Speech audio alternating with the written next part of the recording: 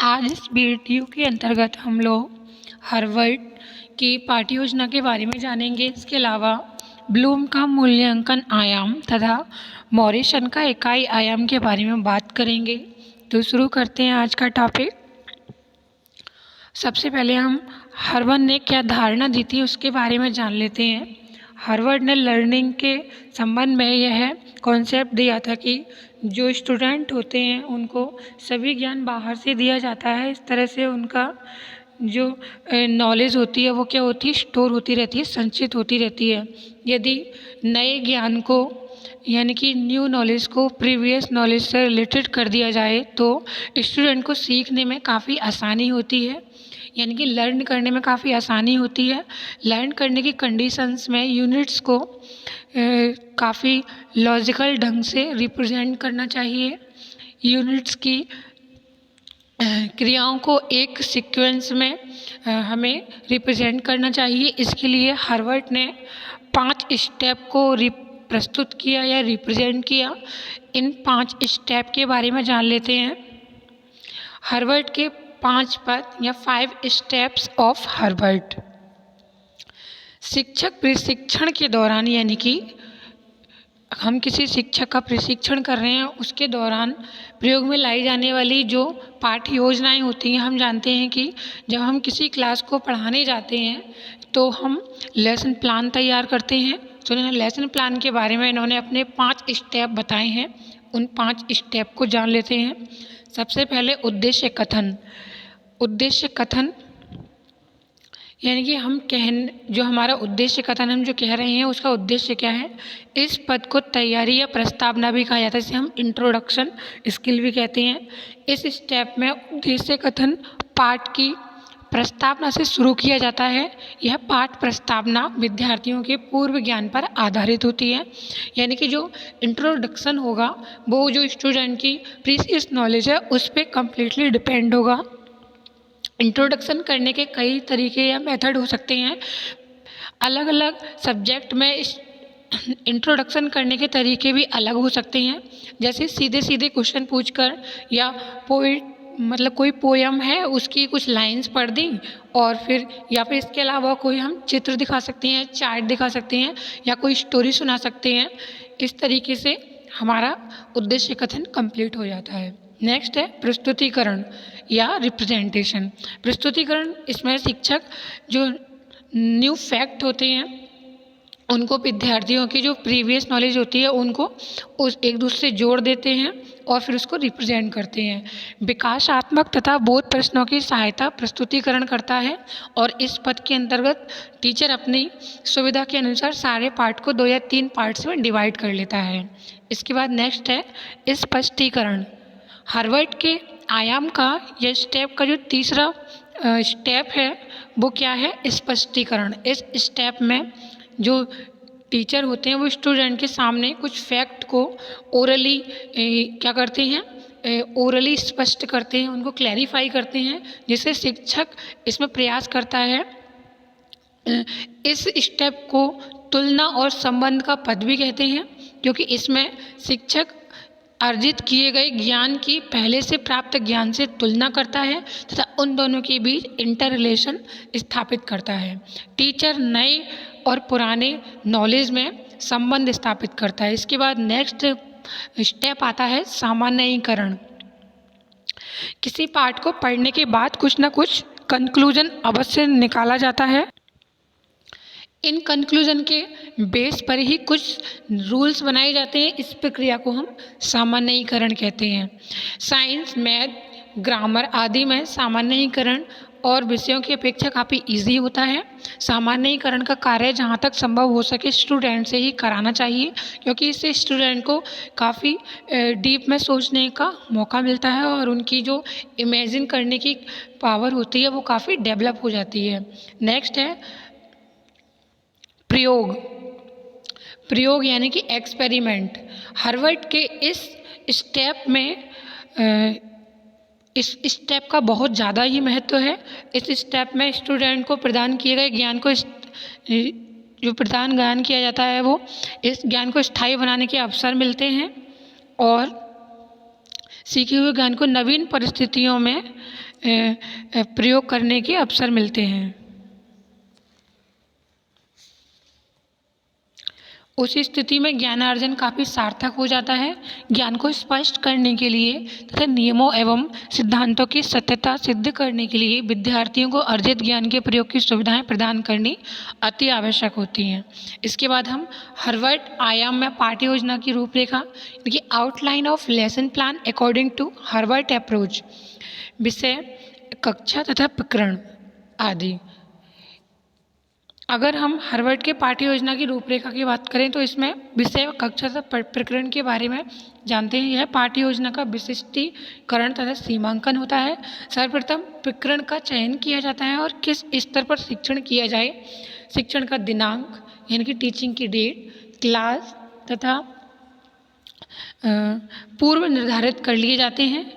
यानी कि हमें किस दिन पढ़ाना है तथा डेट क्या रहेगी हम पहले से डिसाइड कर लेते हैं। किस विद्यालय में टीचिंग की जाएगी इसका भी इसमें मेंशन कर दिया जाता है। नेक्स्ट आता है सामान्य उद्देश्य। प्रथम बिंदुओं के आधार पर सामान्य उद्देश्य को निर्धारित किया जाता है। भाषा, विज्ञान, गणित तथा सामाजिक विषयों के सामान्य उद्देश्य भिन्न होते हैं। एक ही विषय का एक ही प्रकरण विभिन्न स्तरों पर शिक्षण के लिए प्रयोग होता है, किंतु उसके सामान्य उद्देश्य अलग होते हैं। सामान्य उद्देश्यों की प्राप्ति में पाठ्य योजना सहायक होती है, परंतु एक समय के शिक्षण से विशिष्ट उद्देश्य ही प्राप्त किए जा सकते हैं। विशिष्ट उद्देश्य, अगर हम विशिष्ट उद्देश्य की बात करें तो जो जनरल ऑब्जेक्टिव होते हैं उनके बाद हमारे स्पेशल ऑब्जेक्टिव हमारे लेसन प्लान के अंतर्गत कुछ स्पेसिफिक ऑब्जेक्टिव्स का निर्धारण किया जाता है, डिटर्मिनेशन किया जाता है। इन ऑब्जेक्टिव्स का रिलेशन पढ़ाए जाने वाले लेसन से होता है।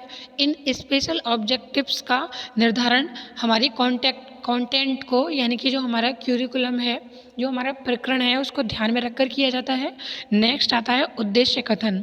उद्देश्य कथन प्रस्तावना स्तर के प्रश्नों की सहायता से शिक्षक विद्यार्थियों से प्रकरण निकलवाता है और प्रकरण का कथन देता है। आज हम इस प्रकरण का अध्ययन करेंगे। इसके बाद नेक्स्ट है प्रस्तावना यानी कि इंट्रोडक्शन के अंतर्गत कि शिक्षक कक्षा में विद्यार्थियों का ध्यान आकर्षित करते हैं तथा उसके ध्यान को केंद्रित करने की कोशिश करते हैं। इंट्रोडक्शन का जो बेस होता है वो प्रीसियस नॉलेज होता है। मूल पाठ को शुरू करने का यह एक तरीका है। इंट्रोडक्शन में विद्यार्थियों से पूर्व ज्ञान के बारे में क्वेश्चन किए जाते हैं। इन क्वेश्चंस को तैयार करने में अधिक सार्थकता की ज़रूरत होती है, सतर्कता की ज़रूरत होती है। यानी कि इन क्वेश्चंस को तैयार करने में पीपल टीचर को अवेयर रहना चाहिए। नेक्स्ट है डेवलपमेंटल क्वेश्चंस या फिर विकासात्मक प्रश्न।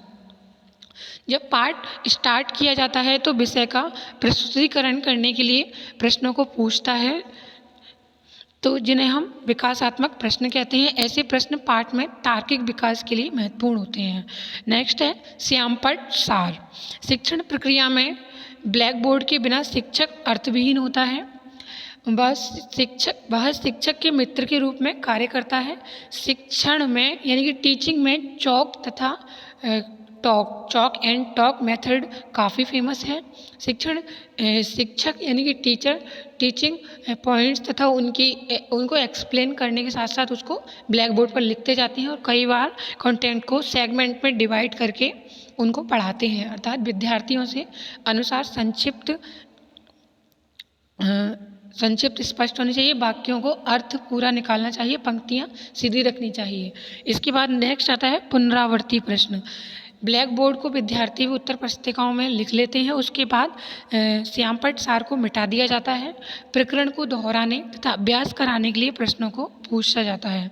इसके बाद गृह कार्य यानी कि होमवर्क बहुत ही महत्वपूर्ण होता है। होमवर्क से स्टूडेंट में एक्सरसाइज तथा उनके रिपीटेशन की कैपेसिटी यानी कि उनकी टेंडेंसी बढ़ती है। होमवर्क से स्टूडेंट के ज्ञान में स्टेबिलिटी भी आती है। इससे स्टूडेंट में स्वक्रिया की आदतों का विकास होता है। गृह कार्य भी रुचिकर होना चाहिए, इसे दैनिक जीवन से संबंधित करना चाहिए। गृह कार्य का यदि दैनिक मूल्यांकन नहीं किया जाता है तो ब्लूम का मूल्यांकन निरर्थक सिद्ध होगा। इसके बाद हम नेक्स्ट है स्पष्टीकरण। विकासात्मक प्रश्नों का उत्तर जब विद्यार्थी स्पष्ट रूप में नहीं दे पाते उस समय शिक्षक उनका स्पष्टीकरण करने के लिए अपना कथन देते हैं। इसके बाद हम ब्लूम इवैल्यूएशन या फिर ब्लूम अप्रोच के बारे में बात करेंगे। ब्लूम इवैल्यूएशन अप्रोच के बारे में बात करेंगे। अधिगम प्रक्रिया बहुत ही कॉम्प्लिकेटेड प्रोसेस होती है तथा यह एक निरंतर यानी कि कंटिन्यूअस चलने वाली प्रक्रिया होती है। हार्वर्ड के पाठ्य योजना परंपरागत योजना के रूप में जानी जाती है, लेकिन इसके बाद मूल्यांकन आयाम तथा इकाई आयाम का भी विकास हुआ। परंपरागत शिक्षण में शिक्षक द्वारा शिक्षण उद्देश्यों को निश्चित करना तथा सूचांकन को महत्व नहीं दिया जाता, क्योंकि तब शिक्षा को मूल्यांकन तथा उद्देश्यों के प्रत्ययों का स्पष्ट और नहीं था।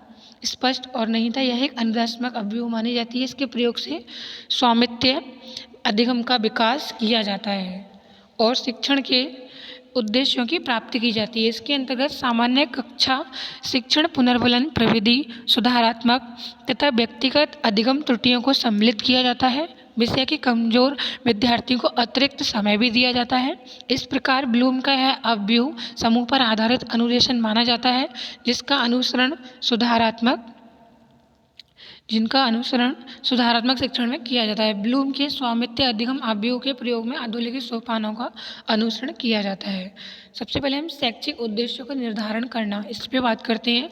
मूल्यांकन आयाम का प्रथम पद है शैक्षिक उद्देश्यों का निर्माण करना या उन्हें निर्धारित करना। मूल्यांकन आयाम में शिक्षा को उद्देश्यपूर्ण माना गया है, अतः इस आयाम पर आधारित पाठ्य योजना में यदि उद्देश्य निर्धारित नहीं किए जाते हैं तो शिक्षा प्रक्रिया अर्थहीन होकर रह जाएगी। शैक्षिक उद्देश्यों के निर्माण के दौरान कुछ बातों का ध्यान रखना जरूरी होता है। इसके बाद हम उद्देश्यों के लिए उपयुक्त अधिगम यानी कि उद्देश्यों के लिए उपयुक्त अधिगम अनुभव प्राप्त करना।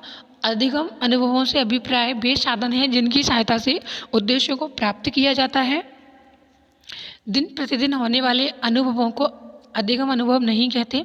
स्कूल तथा उसके बाहर प्राप्त अनुभवों को ही अधिगम अनुभव का नाम दिया जाता है। इसके बाद हम व्यवहार परिवर्तन का मूल्यांकन।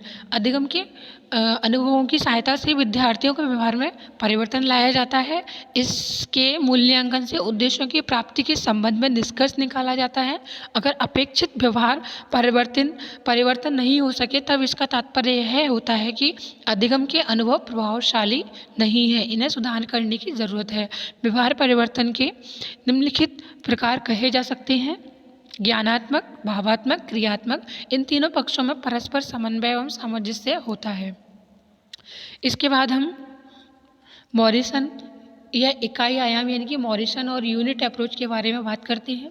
इस अध्याय के जो प्रवर्तक थे वो प्रोफेसर हेनरी सी मॉरिसन हैं। उन्होंने 1929 में अपनी पुस्तक सेकेंडरी स्कूलों में अध्यापन अभ्यास में इस आयाम की व्याख्या की। इस आयाम का आधार गेस्टाल्ट मनोविज्ञान ही है। इस मनोविज्ञान के अनुसार हमारा ध्यान सर्वप्रथम पूर्ण की ओर आकर्षित होता है, ना कि अंगों की ओर। जब हम किसी आकृति या वस्तु को देखते हैं, ध्यान सर्वप्रथम उसके पूर्ण स्वरूप पर जाता है तथा इसके पश्चात हम उसके विभिन्न अंगों या अंशों का विश्लेषण करते हैं। इकाई आयाम का अर्थ है किसी विषय वस्तु को इकाइयों या उप इकाइयों में बांटना। इन इकाइयों या उप इकाइयों का शिक्षण करके विद्यार्थियों को ज्ञान प्राप्त करवाना। अतः इन आयाम का मुख्य उद्देश्य है शिक्षण अधिगम प्रक्रिया द्वारा विद्यार्थियों को विषय वस्तु में दक्षता प्रदान करना। संक्षेप में विषय वस्तु को छोटी छोटी लेकिन अर्थपूर्ण इकाइयों में बांटकर पढ़ाना। इस आयाम में एक बात का ध्यान रखा जाता है कि प्रत्येक इकाई ज्ञान पर आधारित होती है या उससे संबंधित होती है। पहली इकाई की विषय वस्तु पढ़ा लेने के बाद जब शिक्षक को विश्वास हो जाता है कि उस इकाई में विद्यार्थी ने पर्याप्त कुशलता हासिल कर ली है, तब शिक्षक उस इकाई से अगली इकाई का शिक्षण का कार्य प्रारंभ करते हैं। मॉरिसन इकाई के आयाम के बाद स्टेप ऑफ मॉरिसन और यूनिट अप्रोच। खोज करने या अन्वेषण का अर्थ है पता लगाना या पता करना। इसके बाद नेक्स्ट है प्रस्तुतिकरण। इस आयाम के प्रस्तावना के दूसरे पद में पाठ्य सामग्री की विवेचना की जाती है। इसके बाद है आत्मीकरण। इस पद का संबंध ज्ञान के स्थायीकरण से होता है।